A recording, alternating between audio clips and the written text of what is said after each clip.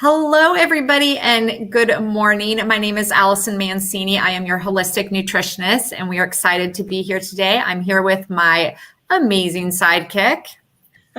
Hi, I'm Julietta, the Magical PT. Welcome to the Voices of the Goddess podcast, where we empower, support, and uplift women. And today we are joined by Halley. Welcome to our show. Thank you for joining us. And would you please introduce yourself to our audience? Tell them a little bit about who you are and what you do. Sure, I'd love to. Thank you. I'm Halley Elise, and I inspire and impact lives by invoking change and teaching people the importance of commingling intuition and intellect. I've been working in the spiritual arena for 30 plus years in one capacity or another. I've been using my gifts of... Oh no. Dang it, we're afraid that was going to happen. All right. And she was just getting into it. It was so fascinating what she does. Okay, let me see. Let me pull up what she does. Hold on. We'll tell our audience until she can get back on. Okay. This will be a good episode for a producer to edit. Right? Okay, so I'm going to read her bio because it is really incredible. And tell me when she jumps back on, Julietta, because I can't see her while I'm reading the bio. Yep.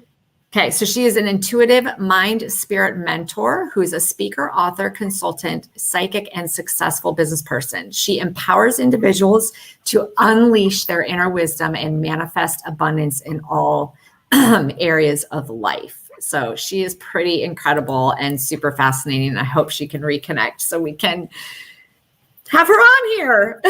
Right.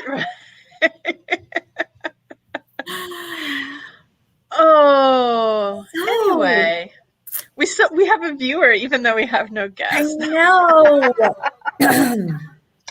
So let's see. What comes to mind right now? What can we share with our audience? You know what? I know what we can share. So if you're viewing it right now, because we are live on our platforms, we're on our Facebook group, we're on my Facebook group. So if you're viewing this right now and you're joining Julietta and I, we are having a little bit of technical difficulties with our guest, which is a big bummer because as you could hear by what she was telling us and then what I told you guys about her, she seems really fascinating. So speaking of that, we are super excited because we now have over 1,000 downloads on our podcast. We are at 47 or 48 episodes. We launch a new podcast every Monday and Wednesday morning at 6 a.m. We're on Apple, Spotify, Google, iHeart, Amazon Alexa, a bunch of others. And we're really excited that we're able to share all these women's voices with all of you. We're able to learn from these women. We're able to support these women. It's really a win-win situation for our guests. So we would love it. If you are interested in being a guest for our podcast, go to our website. I'll drop it in the comments. It's called Voices of the Goddess. Wait, back it up. Our website is votgpodcast.com. And you can go on there and there's actually a link where you can request to be one of our guests. And Julietta, what do you always tell everybody about being a guest on our show? So it's been fascinating to me asking women to be on the show and people are like, no, I'm too nervous. I don't have anything to say. And it's all lies that you're telling yourself. Like everybody has an important message to share with other women. And even if you think it's the same thing that's already been said before, it's the way that you are going to say it that's going to resonate with somebody out there and it's going to impact their life profoundly. So I don't care who you are, you have a voice that needs to be heard. You have a message that needs to be delivered. Allison and I make it super easy. Hopefully we're making it fun for our guests. I know I've enjoyed every episode that we've done. Each one has brought something important to. Can I ask a question? Thank you. A love reading. Oh, look. He's on. We can see Halley now. Perfect. Figured, if I keep trying, eventually I'd get it done. I went and grabbed the phone and did all sorts of things. And yay! Yay, here she You're is. here. Oh, it's so nice to see Okay. you. Nice So, to see you too. Hallie, start over. Tell us all about you. This is awesome. Now I give up. No, I'm just kidding. Okay, so I'm a oh my gosh, what am I? I am an intuitive mind spirit mentor. Excuse me, I am all over the place from this crazy video stuff.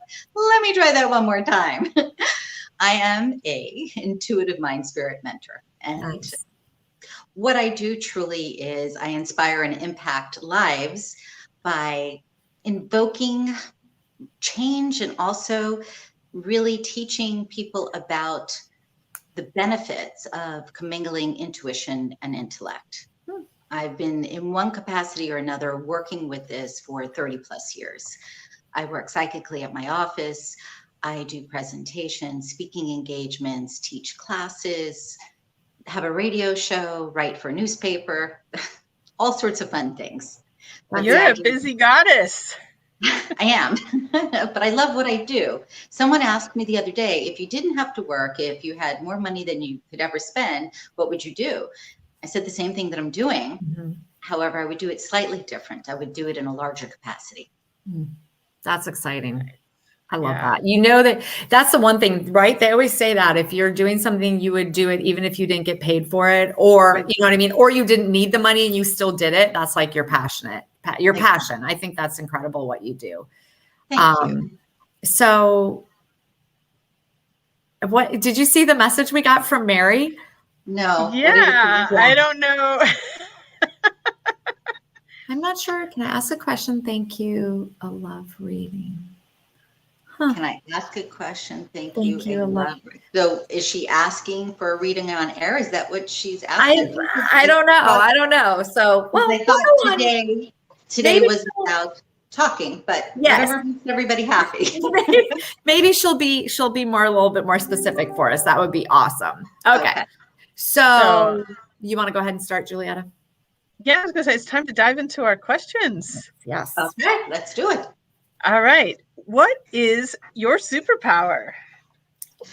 I was really thinking about that. I've been asked that before, and it's always boggled my mind. And when I was thinking about it last night, I heard this little voice go, "Really? You don't know what that is?" I'm like, well, what is it?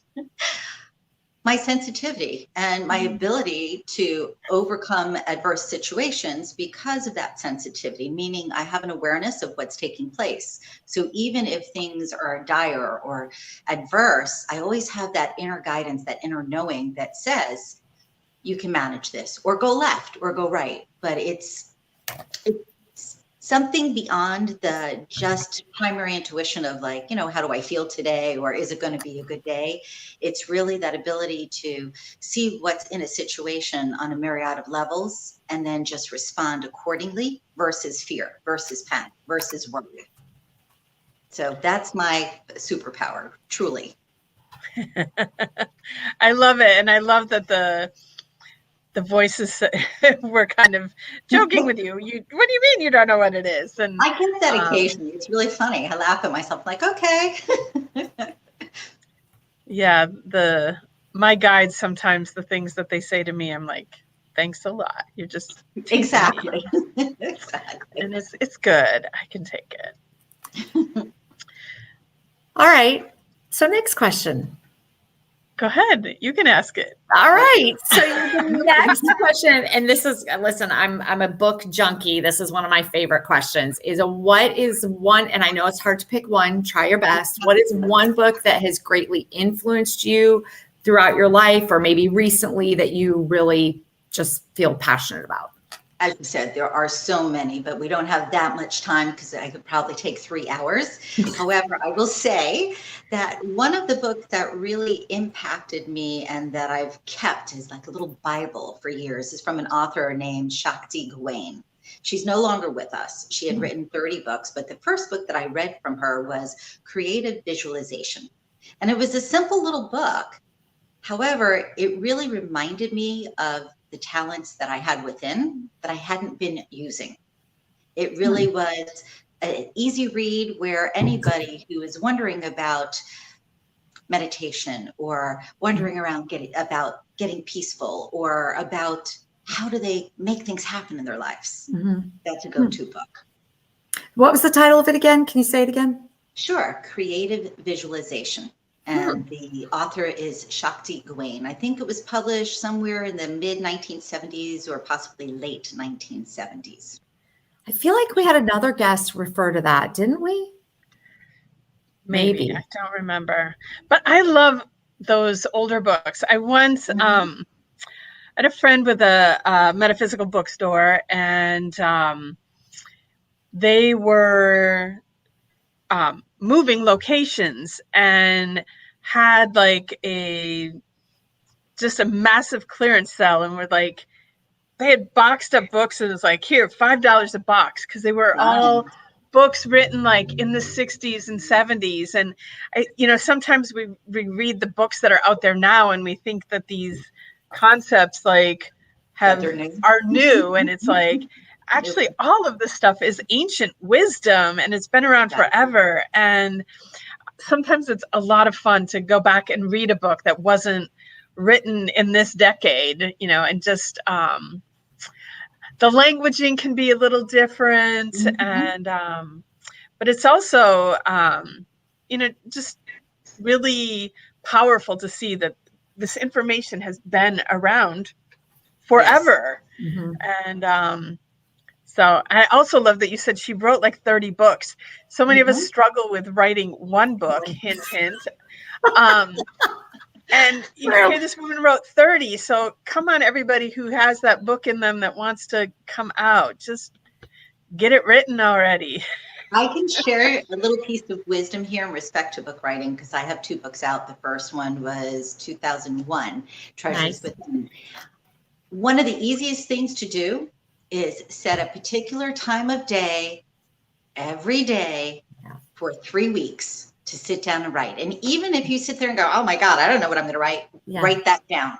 It's the idea of creating a pattern for you so that your mind starts to work with both hemispheres of the brain. So the intuitive, the abstract, the creative starts to go, oh, is this what you wanted to do? I can give you that. And the intellectual goes, oh, I can put it to words. It's the process itself that gets you going. And then all of a sudden you find, oh, wait, it's 7 o'clock. I need to sit down and write. And it's fluid. It's not about that. It really isn't about being critical of yourself while you're doing it, though. It's just flowing. Yeah, I love that. Thank you. That's excellent advice. And that actually reminds me of a really super practical book that I'm reading right now for another book club that I'm in, and it's called Atomic Habits. And they really talk about just the same idea of just setting aside that time and doing it. And it just becomes second nature. I mean, think about everything: tying our shoes, riding a bike, brushing our teeth, brushing our hair, right? Exactly. Yeah, that's awesome. Thank you. I will definitely do that. I'm like, in my head, I'm already going, okay, what time of day can I write? There you go.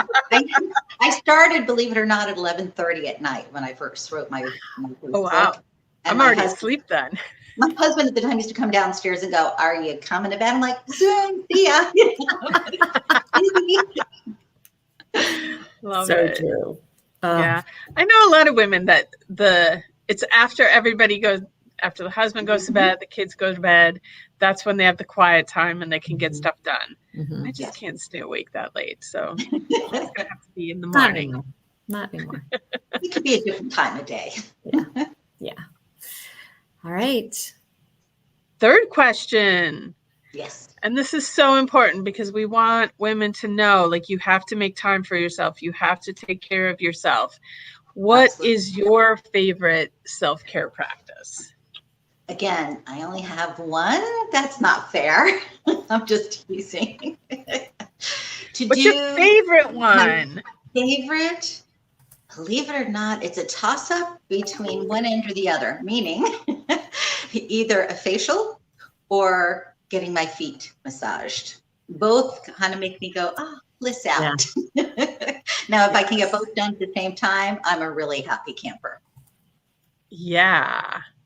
That's a new business for somebody, a place where you go and you have facials and someone's massaging your feet while it's happening.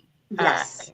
I've been very lucky to have people that work on my face, and while the product is sitting, they come around, they massage the hands, the shoulders, the arms. Occasionally I'll get that little foot rub in there. Not as long as I would like, but at least a little something comes in. So it's Yeah, like I don't get facials as often as a goddess should, but they'll massage the neck, the hands, but this idea of massaging the feet, like I have not had this, and I think this should be a thing. So somebody out there is listening to me that has a spa, whatever, you need a package that's facial foot rub package. You heard it here. Whoever thought of doing the actual just foot massage places was a genius right there. Because are you kidding me? Right? Agreed. I mean, it's funny too, because they all refer to reflexology, but a lot of times you go in and go, no, just rub, just make it nice, light. Because that whole reflexology, you got to be in the mood for those thumbs. Yes, so true, so true. All right. We're on to question number 4 already. Okay. Question 4 is, how do you create accountability in your life? That probably is the most challenging question out of any question in my life, because I'm one of these people that just kind of goes and does. I guess if you really had to pin me down, I would say it's from writing lists or writing something down. However, I don't do it in a normal fashion. And what I mean by that is most people, they do nice, neat little columns. They're very organized. Me, it looks as if I was doing some sort of abstract sketch in the pad, because I start at one end and I work up in the corner and then I go back down. And it's almost as if I'm organizing my thoughts on paper and creating a mind map, but it's separate from a mind map because it's not specifically targeted that way. It's just more a matter of what's prominent seems to show up in the center. The things that I can do earlier in the day seem to show up in one corner, things that I could get done later in the day or up on the side. And then all of that information gets congealed down into something smaller, and I stick it in my appointment book. And I check the night before, what is it that I have to do? So really my appointment book, I guess, in the long run is what keeps me accountable. I love kind that. of runs that way. I feel like there's more creativity and flow, like you said, and not putting everything in a list. And also, like, while we're making lists, like we're putting things down as they come to us, and it might not be very prioritized. And so you might have something at the top of your list that's really not that important, but you don't get to it, the important thing, because it's down at the bottom of the list. So I like that idea of like things kind of go to where they need to be in your, that's kind of cool. Yeah, I feel like, okay, so if you can see this is my... Yours is pretty organized though. It's this. When I do my radio shows, I'm telling you, it's this whole thing all over the paper. I feel like though, this does not really serve me well. So, and this is like aside from what I use as my planner, like this is as I'm sitting at my desk during the day. Oh yeah, I got to remember to do this. Oh, I got to remember to do that. Right. But I like how you say you almost kind of use that mind mapping idea. And I think that would make me much more productive if I could do something more like that versus this, where it's just like chicken scratch. More freedom in it, I think, when you're doing it the other way, because don't get me wrong, structure serves its purpose. Yeah, of course. I'm just not a very rigid, structured individual. I mean, if you ask me to show up on time for a client, I do. If you should ask me to show up to officiate a wedding or a class or something, of course, I'm going to be there on time. But as far as day in, day out, there's not a lot of structure for me. If you said, what time do you eat breakfast? Well, sometimes it's 7 o'clock and sometimes it's noon. It really just depends on the flow of the day. And I think with making lists or being accountable, for me personally, it just works better to have that flow, to have the, if you will, a creative dump of what needs to be done. Yeah, no, I like that idea a lot. That's really good. Yeah. That's a new way of accountability that we've not had anyone share before, which is very cool. Well, it really is a combination of using that intuition and the intellect that I talk about, because one thing I can say honestly about myself is I walk my talk. I'm never going to share anything with somebody who I'm not willing to do myself, or I haven't experienced, or am not doing. And when I speak about the idea of commingling the two, people are often confused, like, well, what exactly does that mean? It means shifting your world in such a way that you get to fully honor yourself. You get to fully embrace both your intuitive qualities and intellectual qualities. Yeah, I like that a lot. Thank you. Well, I think that like it is so important to use both, because sometimes people think it's like they have to choose one or the other, and they can really complement each other, and I think together become more powerful than either of them on their own. Absolutely. Yeah, for sure. Very cool. Very cool. Are we ready for takeaways? I think I'm ready. You think you're ready? That was quick. We spent so much time on trying to figure out if the camera, well, I did, if the camera was going to All work. good. All good. All completely good. Completely good. It's exactly what it needs to be, so it's all good. So, Okay, perfect. yes. I would say I think my takeaway is really going to be that last bit. Like I'm very intrigued and interested in kind of exploring that more, like you said, of combining the two. And I think for me to try to take these lists that I have chicken scratch all over, and I can barely read the writing on half of them because I write them in the middle of doing 5 other things. Right. If I were to do a little bit more, creativity when it comes to it, probably would serve me a lot better. So I think that's you might even consider having different colored pens. I do. And that's my favorite. Oh, but that's a good idea on my to-do list. I like that. Right. Yeah. I'm gonna have thing that you're drawn to intuitively will tell you what color to use for that thing. Yeah, for sure.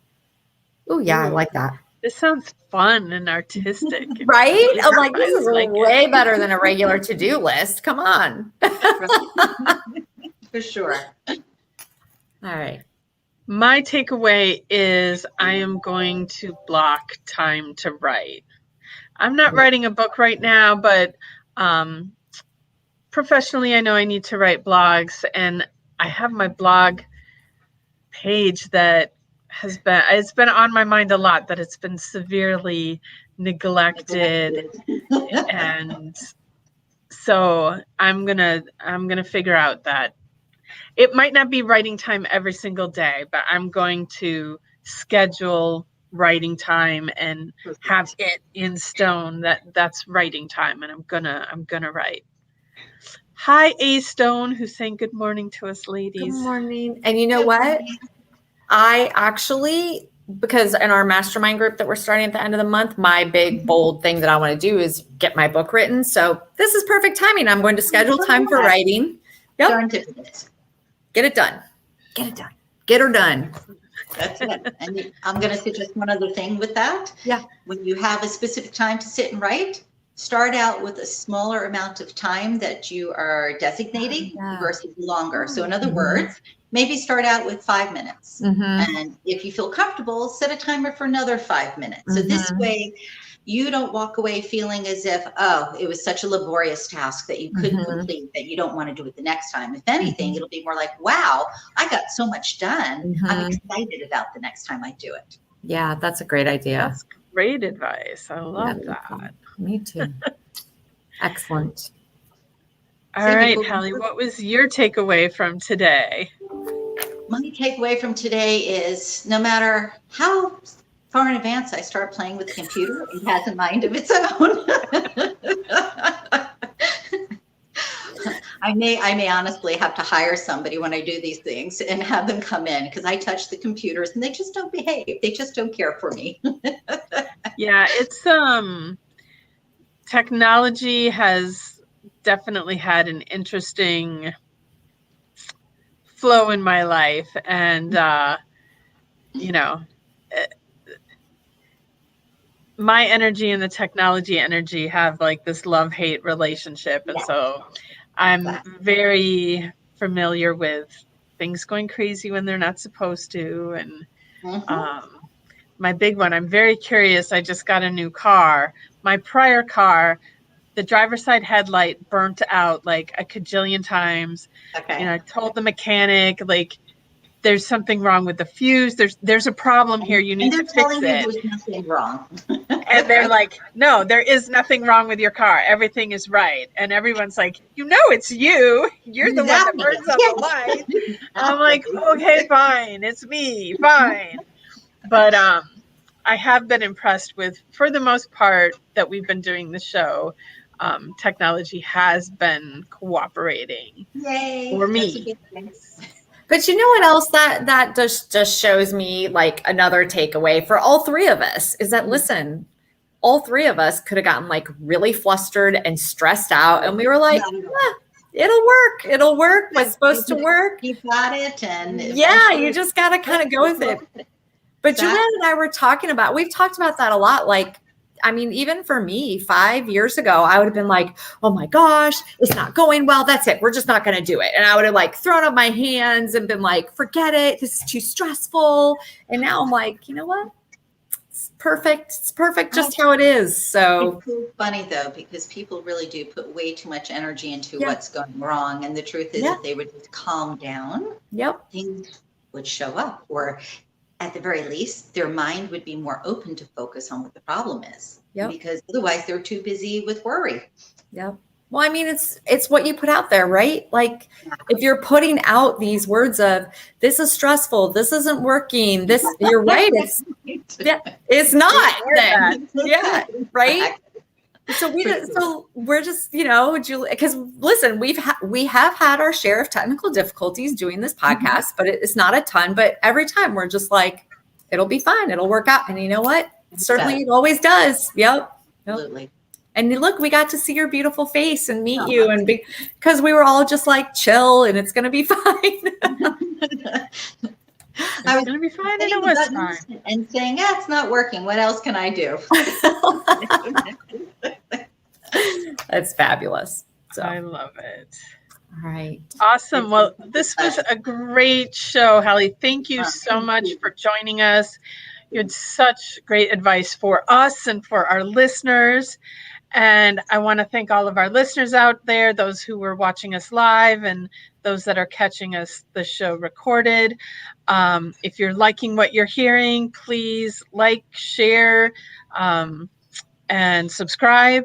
And everything that we talked about today, including how to get a hold of Halley and links to all the important stuff that we talked about today, they'll be in the show notes. And so you'll find it all there. Yay. And I want to wish you all a very magical day. Thank you for joining us. Thanks, Halley. It's awesome.